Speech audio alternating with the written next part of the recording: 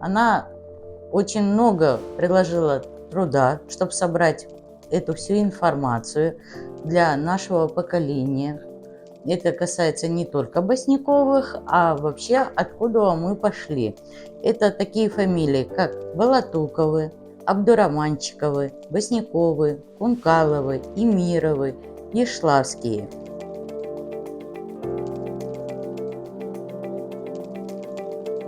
Чтобы сохранить целостность родов, сохранить род, сохранить аристократическую ветвь, все дома, все дворяне, аристократы, которые проживали в Крыму, женились, выходили замуж исключительно только на своих близлежащих родах. Моя бабушка Боснякова Ниникиджан Джангировна, по моему дедушке, по фамилию, в девичестве из рода дворянского, древнего рода дворянского, из рода Муфтизаде.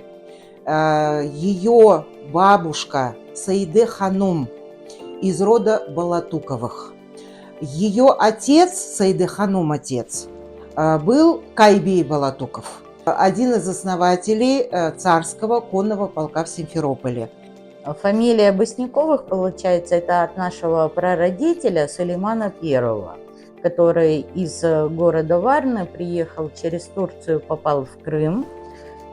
При Воронцове получил он дворянство императорского величества.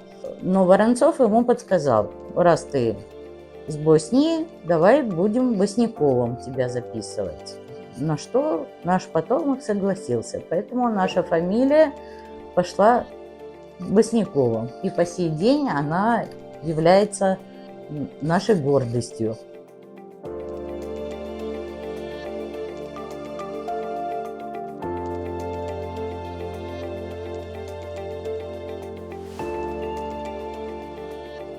Все мужчины нашего большого знатного рода внесли наиогромнейший вклад в развитие Крыма.